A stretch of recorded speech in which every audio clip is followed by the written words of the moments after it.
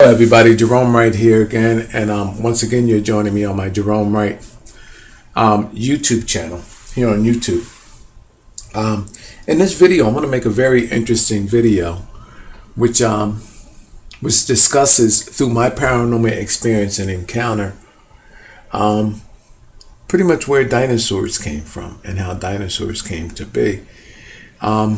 And why they were able to grow so large and why they appeared as they did as the reptile creatures that they were, and being of such a mega stature, meaning large in size. As you can see, there's different variations of the dinosaur up here. Of course, cartoons. This is just an array. There's a dinosaur fossil there, very unique creature. And you see these different images. I'm going to scroll down before I click out. Okay? And, you know, dinosaurs always seems to be a mystery to the most of us, to the masses. But it's my position that mankind actually evolved through this creature. And there are a select few of people that has the ability. There's a very interesting dinosaur there. That guy almost looks real there. But there's a select few of people that knew how we came to be and knew that we evolved through these creatures. And in having this knowledge, they were able to continue a process of which our ancestors began. And that was a genetic manipulation and genetic bridging and the altering of our being from these creatures through to current. And in what is happening today behind our backs and right up underneath our noses. Okay, I just want to give you an idea of what's going on with some of these dinosaurs here. To take you through the look. Have you ever wondered how these creatures got to be the way they are and where they came from, and then eventually where did they actually go? I through my paranormal experience and encounter, which connects me to this and links me to this, I can pretty much describe to you in a layman's sense of how it all occurred, where they came from, and how they got so large, and again where they went, and through what process that they went through, what metamorphic process that they went through, and to finally becoming what we are today. Yes, it's my position that we are these creatures that we actually see here, and our ancestors of Angkor Wat, our ancestors of ancient Egypt, and our ancient ancestors of the Maya and all these other cultures, and the Peruvians through the Peruvian burial stones, which I'm telling you that they represents dinosaur eggs. The stones are a representation of the eggs, and the drawings on the stones are saying, hey, from the egg of the dinosaur came mankind, and this is what happened thereafter. They're showing the tools which represent genetic splicing with their axes and their knives, showing you that they were spliced over genes which actually were created by that creature. You should see some of my videos if you haven't seen them, folks. I have some very amazing videos out there. Okay, let me tell you how this creature came to be, and enlighten you as to that higher sense of knowledge as well. Okay, where did these creatures come from? How did these creatures grow to be so enormous, and where are they at today? I want you to know that I get so upset when I hear of ancient alien theorists and theorists which are becoming very popular today. These people are talking about how aliens flew in, created such creatures, and then flew out again, and no more traces of them, nothing left behind. If that's the case, then these creatures would be talking, well, we are talking, but I mean, these creatures would be around today, and so would the aliens. All right, can be flying in and out at will. The next thing is that describes these, or where these creatures went, because there's radiation found in their bones, and their remains, their fossilized remains, and there are high levels of radiation that's actually being taken or extracted from the marrow of their bones, which are actually in museums or dug up on the sites there. And there's again, I'll put the arrow right here on this guy to give you an idea of what they, yeah. But I'm going to get right to it. So where did these guys get their enormous size, their enormous strength, and their staying power? First, I'm going to tell you that dinosaurs are supposedly came onto our world some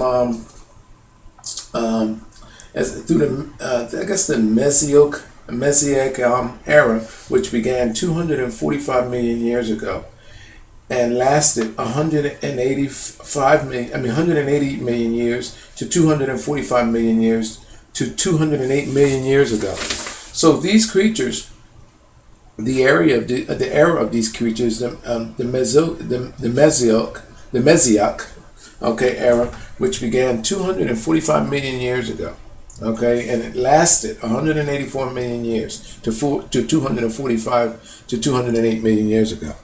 So these creatures existed that long ago, and scientists gives you, if you want to believe where our science is taking us at today, that it lasted for millions and millions of years, over 200, in the excess of 200 million years. It's my position that these creatures got their powers, their size, in the same way that these creatures, these mythical creatures through cartoons did. Okay, and this is you can see the site here. This is committed my favorite radiation induced superheroes. Okay, and on this website, it highlights superheroes such as the number one being the Incredible Hulk there, and you see that, and with David Banner, and discusses how he was exposed to gamma radiation, and he actually was able to change into the Hulk. Next in line, the next creature, and these are all Marvel comics, is the Daredevil. He actually has gotten some radioactive rods, which gave him his special powers and allows him to move around in a way that.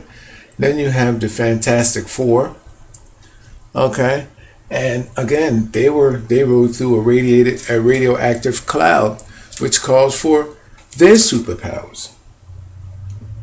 Then here you have Dr. Manhattan, and again being exposed to the a field of an intrinsic field of experiment that actually calls for radiation contamination, and he got special powers.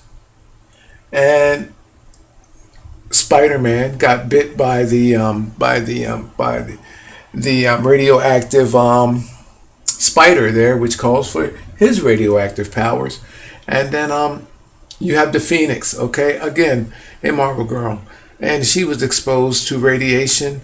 And then you have Negative Man, and him as well being exposed to I think it was a nuclear blast or something, again, which calls for his radioactive induced powers. So you have all of these comics back in the 60s, and by Stan Lee, I would imagine. He's our pioneer in these Marvel comics, and it's my position that these characters, such knowledge, and our interest in saying in these mythical beings or these comic cartoon characters, it's my position that these images and portrayals are created based on a hidden knowledge, and therefore it caters to a sense of awareness that we already have, that it is instinctively in us. Why is it instinctively in us? Because our ancestors did in fact evolve through the elements of our planet in the same exact way. So these cartoons would cater to our instinctive nature automatically, and we would be drawn to them. But and then you have to go back to wonder how such cartoons, the imaginations of such cartoons could be created, and then back in 1960, and then be so successful. So I'm telling you that the answers lie in, you take the creator of such cartoons You look at their affiliations, the schools that they went, whether it was private schools. You look at the art schools, the education, whether it was private schools, meaning a Catholic, Christian, Roman type school, which I'm linking all of that as well too. Then you look at the affiliations with their church beliefs. Okay, look at the visitations, the people that they were inspired by. A lot of this stuff is rooted to ancient rooted religion and ancient rooted artwork, meaning Renaissance era. You look at the affiliations of the people that created this, and you'll find your answers. You'll find that everything that I'm discussing with you is interlinking. It's like pieces of the puzzle coming together. However, let me go to how it's my position that these creatures here got the way they are through a natural radioactive induced chemistry, which began with our planet and calls for these creatures to grow to such an enormous size. So I take you now to our planet. And by the way, people, these creatures, again, the fossilized remains of these creatures, large amounts of radioactive substances are found in their fossilized remains, which actually supports my position. Now, let's go to the core of our planet. And we're there. Okay. Whoa. The core of our planet. The core of our planet, and you see different scenarios of it here. Okay. And we're obviously at the crust. It's my position that the inner core, some 200 some million years ago, or 250, you're talking about a quarter of a billion years ago. Our planet is anywhere from 4.5 billion years old to 4 billion years old, depending on who you ask. And so we're talking about roughly a quarter of that. Our ancient dinosaurs existed on our planet. So if this is the scenario, if this is the case, then these creatures, the dinosaurs, then this is very new information, people, that nobody has never discussed before. And only through my paranormal experience and encounter that I can dimensionally take my mind and place myself in the era of our ancient ancestral dinosaur. So in a quarter of that time that our planet was being created, these dinosaurs existed on our planet. No one never has actually addressed that before. Now, when we think of the image of the dinosaur, well, hold on before I go to that. Now imagine the center of our Earth's planet is a nuclear reactor. So therefore, it gives off nuclear-like radioactive emissions. So as this core is sending its radioactive emitted matter back onto outer surfaces away from itself, because it can't all be contained. So that means that it creates emitted matter. The emitted matter is in the form of volcanic matter, which gives off gases, solid form, and it actually makes its way into the surface. However, but let's go back further before there were surfaces. Most of our world, so let's look at this as just being all ocean, which would be the case. Most of our world would have been more so ocean back then, because the lands that were formed because of emitted matter from off of the Earth's core. So therefore, this emitted matter would have been actually sent into underwater volcanic systems, where all creatures of our world evolved from. Our planet at one point before our Earth created the land masses on top would have been a water world. I consider our world to be a fish tank. So prior to the core sending up enough volcanic mass before it pushed up through the top and started making lands or islands, this emitted matter was into the ocean. So now we have radioactive waterways that these creatures were able to thrive in. You have a gamma-like situation that created Hawking creatures. Creatures of our world, microorganisms that were able to grow with runaway growth and a runaway evolutionary scenario, because it was directly linked to the main power source of our planet, the inner core. These creatures of our earlier times had a direct cycle link, a life cycle, tied in directly with our planet's core pretty much. And it calls for their growth to run away kind of sort of. Even in fact, when these creatures evolved onto these little islands, let's look at this as just a little island, not a big island, a little island. Our image of these creatures being on these islands were with volcanoes. Look at all of our ancient ideas and movies of all of that. It was with these islands had live and active volcanoes on them because they were new, they were baby. Everything that was preformed, these islands were done so because of matter that was emitted from underneath the oceanic properties and made their way to the top. So as it was still being exhausted through the cones of the volcano, the same nuclear-like waste, the radioactive material and substances, were still not only beneath the planet's waterways, but it became on top as well too on these little islands, because now you have a smoking gun, which was the volcano. So it's creating still this radioactive chemistry for these creatures to evolve in the way that they did. It's my position that once this process simmered down, so to speak, where the chemistry of our core, of our planet, which we don't have much of it going on today, people, look at this now. It was rampant back then, 250 to 260 to 300 million years ago, because the activity was greater then. And this is why these creatures were allowed to thrive in the way that they did and the enormous size that they were.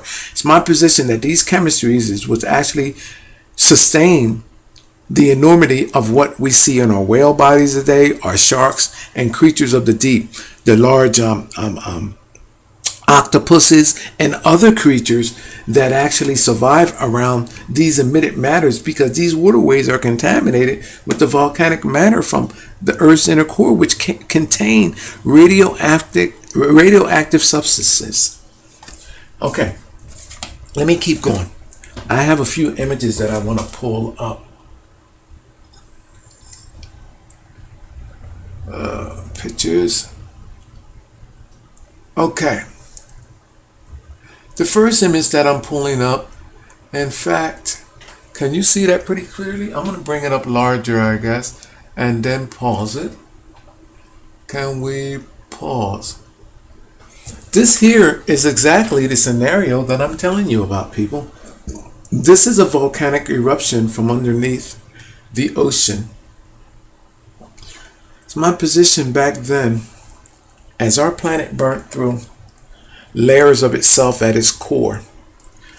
It's not unreasonable to think about a scenario where those elements and those substances that our planet was burning through in this earlier on period, while it was actually forming these land masses, would have been creating plumes within our within our oceans, above our ocean's floor, which later calls for the islands to be created, and also through volcanoes that were created, that calls for a radioactive chemistry which supported and sustained the enormity of our dinosaurs in size. Not just the dinosaurs per se, which eventually evolved from out of our oceans, but also onto our lands, and it sustains the life forms of what our creatures are today that are of such size.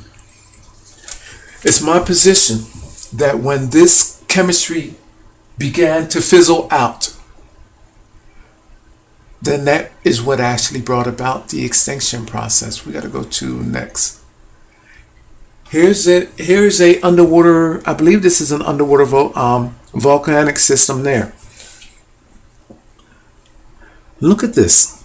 This chemistry underneath water.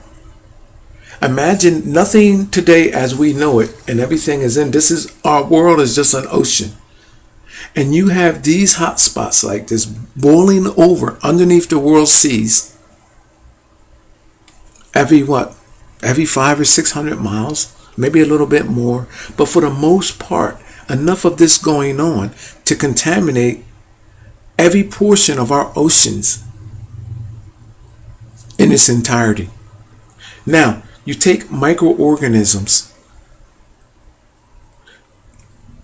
that are being created at the same time or within on the planet, they get a dose of this, and then you have that same scenario which we had with I just showed you about with the Marvel comics. You have superheroes. In this case, you have super microorganisms which were allowed to grow in such a size and such an enormity that it would be imaginable to what our idea is today of that of our ancient dinosaur. All right, I'm going to go to another one. I don't want to mess this up. Let's go to next. Another volcano. A volcanic eruption, people. I believe that this one is above water. I don't think that this is under. And again, imagine this carrying from the core of the planet, depending on which element that our core is burning through of itself. Imagine the chemistry going off at the core, to where it actually is burning through one of its layers around that core, one of those layers, and is containing a high level of radioactive material, which is now being emitted. Now, remind you that these creatures, our dinosaurs, didn't have many places to choose from on land, because we're talking about almost 300 million years ago, people. So each place that the creatures that evolved onto land from our oceans, if they chose a place to so live or be or inhabit, it would actually have a volcano on it, because of the matter that, for the simple fact that these islands are freshly formed. So each and every island of our world at that point would have had one of these guys on it. So they had to actually go ahead and stay on that. Let me see what's going on here.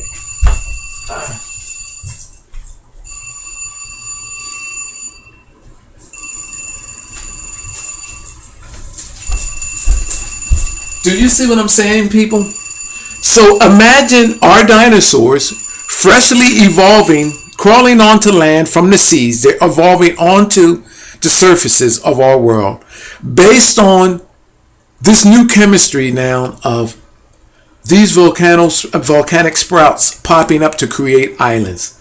And now these, not only are they exposed to this nuclear-like radioactive chemistry in the water, they're evolving onto islands which has the same scenario.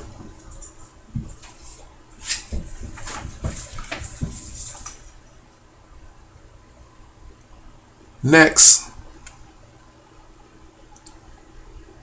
again, a volcanic chemistry. Let me see if I can get you something next. Okay, these are the creatures. And next, and there's a picture of our core again. Let me leave it there for a minute. I'm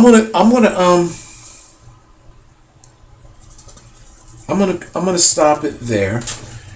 And again, people, imagine with me. We don't know what's at our core. We just have an idea this is what it actually is. But we do know, and here's the crust of the core. We do know that this core is of a almost like a nuclear radioactive engine, similar. So therefore, it's creating emitted matter, waste matter, which is actually breaking away from itself and making its way to the surface. As it breaks through different elements of itself, of this of its outer mantle and crust is burning through areas that cause for different chemical reactions and meltdowns, which create radioactive substances which end up in our world's oceans and emitted into our world's air through volcanic activity. So, again, we take 300 million years ago, when life of the dinosaurs, so we say nobody was there. We can't. It could be even longer ago. It could be 500 million years ago. Okay, because they're only covering about when the dinosaur existed. They're not talking about the process and the evolution of the dinosaurs evolving from the microorganisms of the creatures that they were and on to becoming that. So we're talking about not just the 240 or 250 million years ago that they first appeared on our planet, but we have to give it to them from before then, because they evolved on. So we got to give them at least another 500 million years before that. So we're talking in the excess of anywhere from, and this is just bringing to you a logical standpoint. We're talking about 250 plus million years, plus another 250 plus to 300 or 400 million years of them evolving into that enormous of a creature that they became. So we're talking in the excess of close to what? Wow, people. I mean, we're talking about at least in proximity to almost 10. Maybe, I mean, it goes on and on and on and on. You add up to that, you're talking about at least 100 million, maybe longer. You're talking some time here, people. You're talking it could go back as far. I'm telling you right now, it can go back as far as about anywhere from,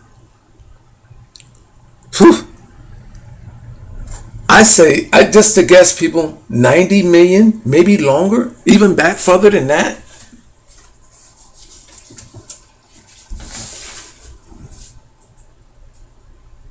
On top of everything that they're talking. So you're talking, people, in the excess. If you add everything onto that, you're talking at least easily, in my mind,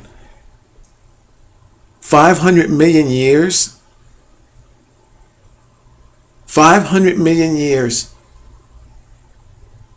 700 million years, 900 million years ago, that these creatures, when they existed in our ocean waters and before they evolved onto land, that was created by the same nuclear waste chemistry. Because this is a nuclear waste that was emitted into our oceans. Imagine a nuclear reactor set into, not even in a large body of water, let's say in a river in your town. We all know what devastation that creates, right? Or we heard of contaminated waters behind nuclear reactors that happened in China, and they were rushing to try to fix that. They didn't know what was going on. Now, imagine the nuclear reactor in our planet. And it is on a continuing basis, on a continuing cycle, dumping nuclear waste materials in the form of radioactive energy into our oceans and into our atmospheric layers in our world for us to breathe.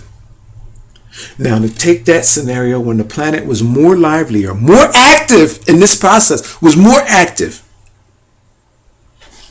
and go back to the days of our dinosaurs, when you had land masses being formed, volcanoes were everywhere on each and every island.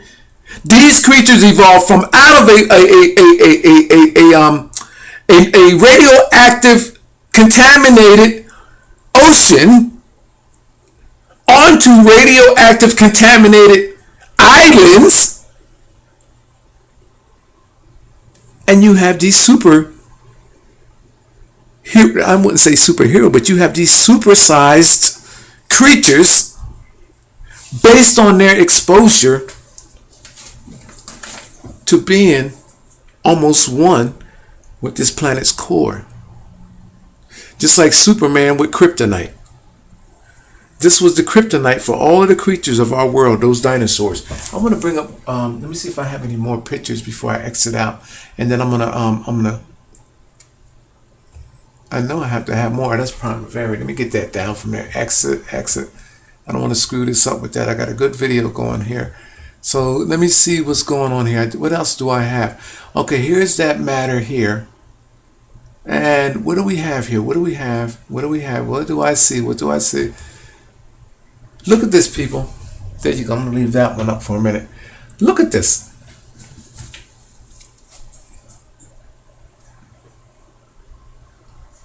What in the hell do you think radioactive was coming out of that back with, I say, more than 250 million years ago?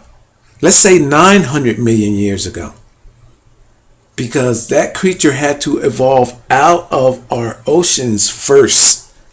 So they didn't count the chemistry. They're just talking about these dinosaurs appearing on land, or they existed on our lands about 250 million years ago. How about the other 250 to 400 million years it took for them to evolve out of this mess onto land?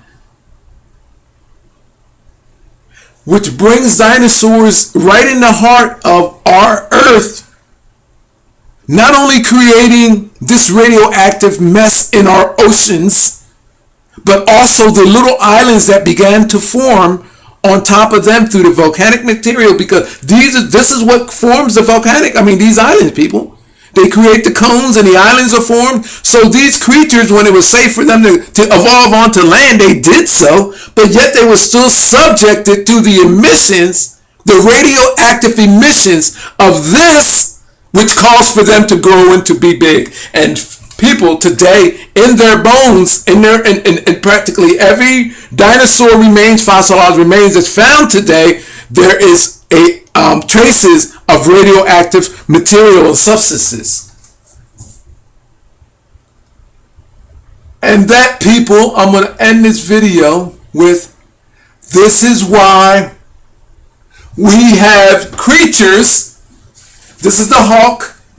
But this is the reason why we have creatures that grew to such enormous size and in enormous proportions, because they were exposed to nuclear waste materials, i.e. radioactive chemistry, that calls for their cells in their bodies, from microorganisms to forthwith to what we actually came to today, to look like creatures that is based on this fantasy here. So what happened? Well, it's elementary. Why isn't it going on today?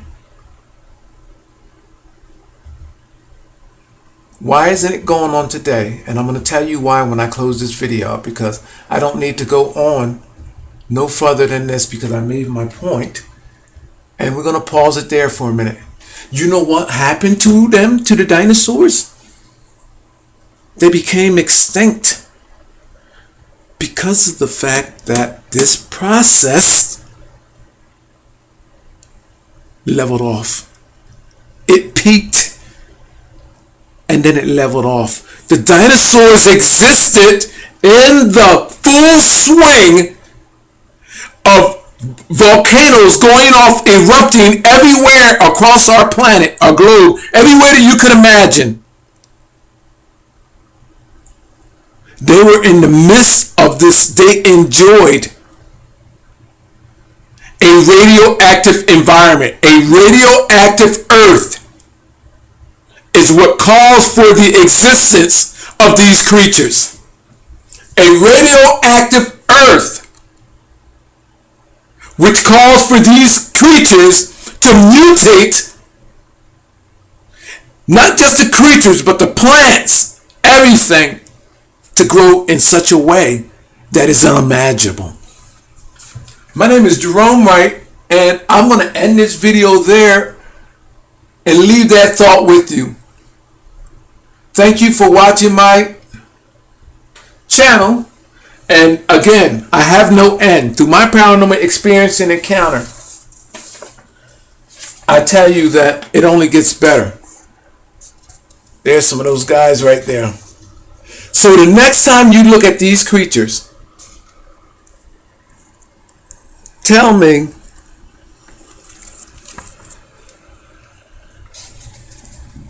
that doesn't it make sense that those creatures became who they are because of the same chemistry that this fantasy man here was created, the Incredible Hulk, and other Marvel comics?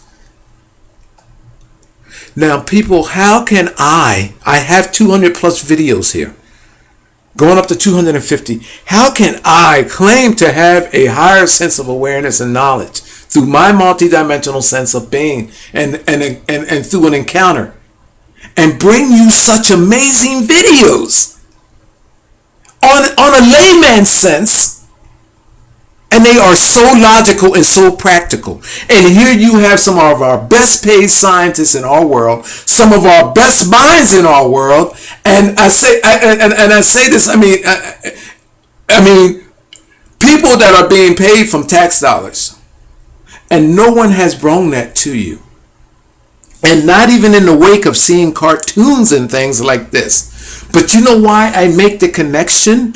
Because I envision what my ancestors went through. My ancestors were that of the dinosaurs. What they experienced, I experienced, because me being who I am and the information is contained there in my body, I can tap into that information, and then once I do so, all I do is go out and find the likely scenarios, the volcanoes, the volcanoes erupting underneath the water, the volcanoes erupting on top of the land. Bring you the imagination of these islands being formed, these creatures evolving out of the ocean through an element of radioactivity, and then onto these islands being created, which it's happening right now in Hawaii. The same exact scenarios from which in time and in a time where these creatures existed. It's the same exact thing. It's the same exact thing where these creatures are existing. The same exact thing at a time where there was a high level of I can't say volcanism, where there was a high level of volcanic activity on our world, all at one time. These creatures were created and were allowed to get so big through the activity from off the Earth's core, where they draw on their energies. So the idea and the concept behind this is what the same concept and the idea and the reality behind our dinosaurs being created. And when that chemistry died out, fizzled out, when the activity became lessened than what it was, the dinosaurs were no longer able to, their body and their masses, their fuel, based on the emissions of this, were no longer able to survive. So what they did is they morphed and they mutated into other beings and other creatures, which resulted subsequently in becoming who we are today. And people like Stan Lee and other people that has this higher sense of a knowledge, they can take it and sell it back to you in the form of fantasy, when reality is that everything that has happened is actual reality. People, you're going to like this video, because you know why? I can touch base on reality in a way that no one possibly ever can. You know why? Because I am paranormally linked to our ancestors. And just like people like Stan Lee can cater to you with the Hulk, religion and all of that. You're drawn to things and don't know what it is. People, I can bring this to you and explain it to you, and you like this far more. You know why? Because I know what it is that calls for our existence and make us function. I'm out of here. My name is Gerone Wright. You can catch me on Alien UFOs, Dreams and Experience Forums. My title there is on I Am an Alien and So Are You. Or you can catch me here on my YouTube channel. And just Google, or either you can just Google my name, Gerone Wright. That's Gerone Wright, W-R-I-G-H-T. And people, I can do any type of video that I possibly so desire because I am linked to everything. Thank you. I appreciate you for tuning in with me.